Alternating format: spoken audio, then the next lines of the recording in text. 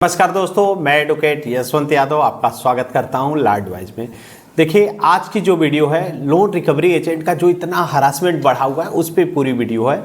Loan कंपनियां आपको डरा रही हैं, बहुत सारे तरीके से डराती हैं। उनके पूरी डर का आज समाप्त हो जाएगा। पूरा लास्ट तक वीडियो देख लीजिए। आपके अंदर के डर को न पूरा 100% न समाप्त करें और कमेंट्स में आप लिख के बताइए कितने % आपका डर समाप्त हुआ।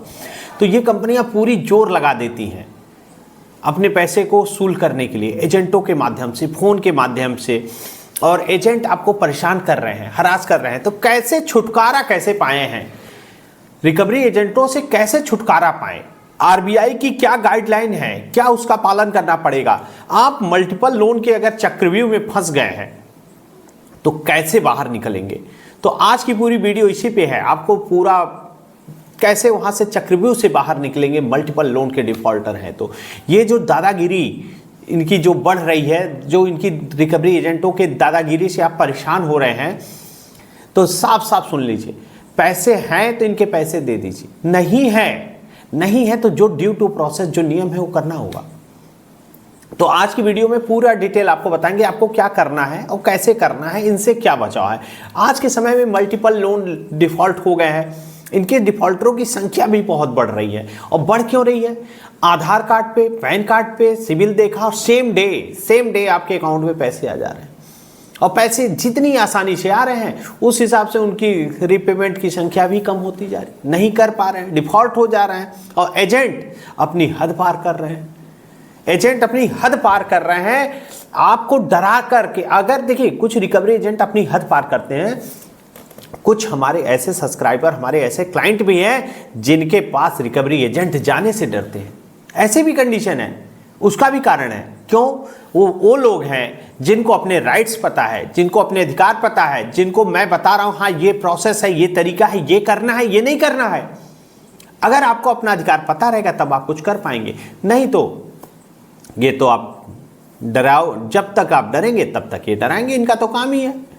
यदि आपने लोन लिया है और डिफॉल्ट कर गए, पहला काम, मैंने बार बार आपको बता देता हूं, पहला काम कंपनी को, अगर आपने लोन लिया है, डिफॉल्ट हो गया है, हो रहा है या होने वाला है, किसी भी कंडीशन में कंपनी को लीगल प्रायर नोटिस जरूर दीजिए। प्रथम दृष्टि में आप लोन लिए हैं, आप डिफॉल्ट कर गए, तो कंपनी को तो अवगत कराना आपकी रिस्पॉन्सिबिलिटी है।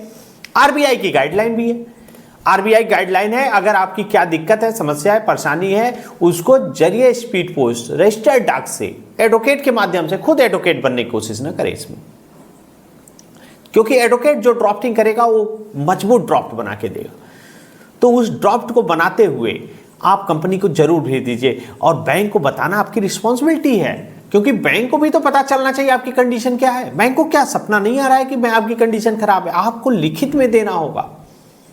कोई भी काम होता है, बैंक के साथ काम कर रहे हैं तो रिटर्न में करिए, मेल से करिए। लेकिन मेल, प्रायर नोटिस मेल, मैं तो मना करूंगा कि प्रायर नोटिस मैंने मेल कर दिया, इन्फॉर्म कर दिया, ऐसा नहीं। जरिए रजिस्टर्ड डाक भेजिए। और नहीं भेजते हैं तो आप बिलफुल डिफॉल्टर की भी श्रेणी में आते हैं। बिलफुल डिफॉल्टर का मतलब आपको बहुत सारी वीडियो देखे होंगे, आपको पता होगा बिलफुल डिफॉल्टर क्या होता है। अगर बिलफुल डिफॉल्टर श्रेणी में आते हैं तो उस कंडीशन में FIR भी होगी, जेल भी होगी। तो ऐसा कोई काम मत करिए। लीगल प्रायर नोटिस, जरिए रजिस्टर्ड डाक, एडवोकेट के माध्यम से, पहला काम ये है। रिकवरी एजेंट, फोन, ये सब तो बाद में है, वो तो निपट लेंगे, उसका कोई टेंशन ही नहीं है। लेकिन पेपर पे आपको स्ट्रांग रहना है, उसके लिए लीगल प्रायर नोटिस कंपनी को दीजिए। अब आ जाते हैं बात करने पे कि 2025 में जो मास्टर प्लान है, जो आपको रिकवरी एजेंट हरास कर रहे हैं, परेशान कर रहे हैं, मान सम्मान खराब करा रहे हैं, पड़ोसी में बात कर रहे हैं, रिश्तेदारों को फोन कर रहे हैं, क्या ये राइट्स है उनका? क्या ऐसा कर सकते हैं? सुबह 8 बजे से शाम के 9 बजे के बाद तो कॉल भी नहीं कर सकते, लेकिन कॉल आती है, रात के 10 बजे आ रही है, 12 बजे आ रही है, और आप उसको सर कह रहे हो, जवाब दे रहे हो। रात के 9 बजे के बाद कॉल आ रही है, आप जवाब दे रहे हो, उनको उनकी भाषा में ही जवाब दे दो, ढंग से। रात के 12 बजे भी कॉल करके बात कर रहे हैं तो ऐसे बात, कोई ऐसा कुछ होता नहीं, डरा रहे हैं एजेंट आपसे। देखिए, पहली बात तो जरिए टाइम हो गया। अगर एजेंट आपके पास आ रहे हैं, उसके बाद पहले आपको इन्फॉर्म करना होगा कि मैं आप आ रहा हूँ, इस टाइम पे आ रहा हूँ, और समय और टाइम आप निर्धारित करेंगे। रिकवरी एजेंट नहीं निर्धारित करने वाला है कि मैं आपके यहाँ पे आ रहा हूँ, ऐसा कुछ नहीं है। आपको इन्फॉर्म करेगा, इन्फॉर्म करने के बाद समय टाइम आप डिसाइड करेंगे कहाँ मिलना है, कैसे मिलना है। ये रिकवरी एजेंट डिसाइड करने वाला नहीं है, आरबीआई की गाइडलाइन में है। अगर रिकवरी एजेंट आते हैं, कई बार देखते हैं समूह बन के आ रहे हैं, रिकवरी टीम आ रही है। अरे टीम कौन होती है रिकवरी करने वाली? ऐसा कहाँ है कि 10-10 लोग आ रहे हैं रिकवरी टीम, 5-5 लोग, 6-6 लोग। अरे कोई भी आएगा तो एक लोग आएगा, अभी उसके पास आई कार्ड होना चाहिए और जो आपको इन्फॉर्म किया होगा, मेल किया होगा, उस पर उसका नाम होना चाहिए। अकेले आएगा, 10 लोग के साथ आएगा तो पूछिए, 5 लोग के साथ आ रहा है, पूछिए आप कौन हो, किसने भेजा है, भगाइए पहले उसको। जो दूसरा आया है उसको तुरंत भगाइए, निकल यहां से बाहर, निकल, डांट के भगाइए। थोड़ा सा डर, देखिए डरेंगे तो डराएगा। मैं बता दिया ये फर्जी रिकवरी एजेंट है, डरेंगे तो इनका तो काम ही है, प्रैक्टिस में आ गए ना, रोज एक ही काम कर रहे हैं। फर्जी वाले रिकवरी एजेंट की भाई बात कर रहा हूं, फर्जी वाले जो 2 कौड़ी के भिखारी जो कुत्ते हैं, भौंक रहे हैं। तो ऐसे जो भौंकने वाले कुत्ते होते हैं, भौंकते हैं, तो इनको इनकी भाषा में जवाब देना है टोटल फर्जी। जिनके पास आई कार्ड तक नहीं है, डीआरए का लाइसेंस नहीं है, होम विजिट लेटर नहीं है, तो है कौन तू? आ कैसे गया? तेरी औकात कैसे हो गई आने की? देखिए थोड़ा सा मुझे ऐसी बातें इसलिए बोलना पड़ रहा हूं क्योंकि ये होते बहुत बदतमीज हैं और इनको इनकी भाषा में जवाब देना है। बदतमीज क्या होते हैं? इनकी औकात तो कुछ है नहीं, हाई स्कूल इंटर पास होते हैं, ना डीआरए का लाइसेंस है, पढ़े लिखे थोड़ी ना, ज्ञानी थोड़ी है, बुद्धिमान थोड़ी ना है, दिमाग थोड़ी ना है। आरबीआई की गाइडलाइन तो पता ही नहीं है, सुप्रीम कोर्ट के जजमेंट के बारे में इनको पता ही नहीं है। तो ये लोग जो होते हैं, कानून आपके साथ है, रिकवरी एजेंट के साथ कानून नहीं है। रिकवरी एजेंट अगर अपने आप को शेर बनता है तो उसके सामने 1.25 शेर बन जाइए। ये बस आपको इतना ही बता दे, उसके सामने 1.25 शेर आपको बनना है। कानून आपके पक्ष में है, कानून आपके पक्ष में है। और अगर जेन्युइन होगा तो आपसे ऐसी बदतमीजी वाली बात ही नहीं करेगा। जो जेन्युइन रिकवरी एजेंट है, जिसके पास डीआरए का लाइसेंस है, जो कंपनी से आए हुए हैं, होम विजिट लेटर है, सब कुछ है, तो वो लोग जेन्युइन बात करते हैं, प्यार से बात करेंगे। हाँ ये है, इतना पैसा है, ये डिमांड है, ये दिक्कतें हैं, ये समस्या है, जो भी है अपनी बात को रखिए, बस इतना ही करना है। और जो आपके सामने आके शेर बने ना, तो शेर के सामने 1.25 शेर आपको बनना पड़ेगा। क्यों? क्योंकि अगर वो ऐसी ऊंची आवाज में बात कर रहा है, आपके मान सम्मान को खराब कर रहा है, अड़ोस पड़ोस में बात बता रहा है, तो इनकी भाषा में ही जवाब देना पड़ेगा। तो इनकी भाषा क्या होती है? ज़्यादा दिक्कत हो, पुलिस बुलाइए। आ जाता है ऐसा रिकवरी, जब पकड़ लीजिए, पहले तो पकड़ लीजिए उसको, जाने नहीं, पकड़ के बैठाइए, पहले बैठ दूँ, 112 नंबर फ़ोन करिए, फिर बताइए इसके पास आई कार्ड नहीं है, विजिट लेटर नहीं है, डीआरए लाइसेंस नहीं है। नहीं दिखा रहा है तो नहीं है, होता तो दिखाता ना, तो है तो फर्जी, कमीशन बेस पे काम कर रहा है, हाई स्कूल इंटर पढ़ा होगा, नहीं तो अनपढ़ गंवार होते ही हैं ऐसे, इनको तो कुछ पता होता नहीं है। रूल रेगुलेशन, आरबीआई की गाइडलाइन क्या होती है कुछ पता ही नहीं है, सुप्रीम कोर्ट का जजमेंट क्या है पता ही नहीं है। इनको तो बस कमीशन से मतलब होता है, ये कमीशन पे होते हैं, इनके कोई सैलरी थोड़ी ना है, इतने पैसे वसूल किए तो इतना मिल जाएगा, बस यही कमीशन पेस पे है। नहीं तो ऐसे में हुआ है ना, ICICI बैंक वर्सेस प्रकाश कौर का एक केस है, उसकी कॉपी देख लीजिए, जजमेंट देख लीजिए। आप कोई भी आपके मान सम्मान को खराब नहीं कर सकता, तो बर्दाश्त मत करिए, बर्दाश्त मत करिए, क्योंकि बहुत लोग रिकवरी एजेंट फर्जी वाले इतना हरास कर देते हैं, इतना परेशान करते हैं कि आदमी सुसाइड तक कर लेता है। बहुत लोगों ने कर लिया, बहुत लोगों ने लोन के डिफ़ॉल्ट में अपनी पूरी परिवार को ख़त्म कर लिया, अपनी जीवन लीला समाप्त कर लिया। तो ऐसे ऐसे कर लेते हैं, तो इनसे डट के काम करिए। ये आपके सामने कुछ भी बोलते हैं तो उसका जवाब उसकी भाषा में दीजिए। अगर ये फर्जी है तभी आपसे ऐसी बातें कर रहे हैं। एक बात जान लीजिए, अगर कोई रिकवरी एजेंट जेन्युइन होगा तो ऐसी बात ही नहीं करेगा। जेन्युइन तो होते ही नहीं है, इनके पास ID कार्ड तक नहीं है, विजिट लेटर तक नहीं है, डीआरए का लाइसेंस नहीं है, ये क्या बात करेंगे आपसे? आप पढ़े लिखे हो, वो तो अनपढ़ गंवार, हाई स्कूल इंटर पास, पता नहीं कैसे कैसे लोग को 10 दिन रिकवरी एजेंट के साथ में घूम के फिर रिकवरी एजेंट बन गए। तो ऐसे ऐसे लोग तो रिकवरी कर रहे हैं। अगर ऐसा कोई आता है, पकड़ के बैठा लो, गाली देता है ऊंची आवाज में, तुरंत मान सम्मान खराब करता है, पकड़ के बैठा पुलिस को फ़ोन करो, तब इनकी समझ में आ जाएगा। क्योंकि जो नियम है, आरबीआई की गाइडलाइन है, रिकवरी एजेंट के फेवर में नहीं है कि रिकवरी एजेंट ऐसे आके कर सकता है, नहीं है।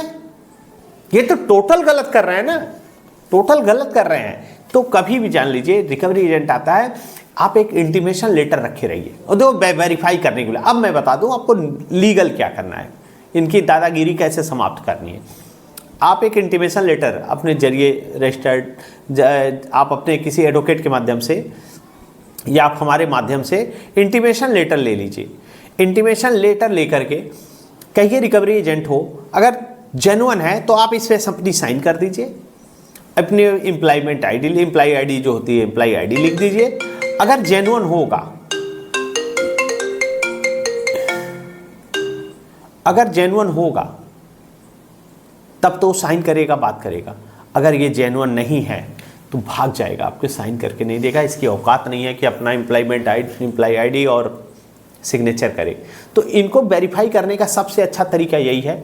इंटीमेशन लेटर आप हमारे माध्यम से भी ले सकते हैं, मैं इंटीमेशन लेटर दे दूंगा और हमारे इंटीमेशन लेटर पे अगर वो रिसीव करके देता है, अपना सिग्नेचर करता है, अपना जो एम्प्लॉय होता है या एम्प्लॉय आईडी होता है वो अपने आईडी उस पर देता है, तो इसका मतलब वो जेन्युइन है। और जेन्युइन होगा तो साइन करेगा और जेन्युइन नहीं होगा तो भाग जाएगा।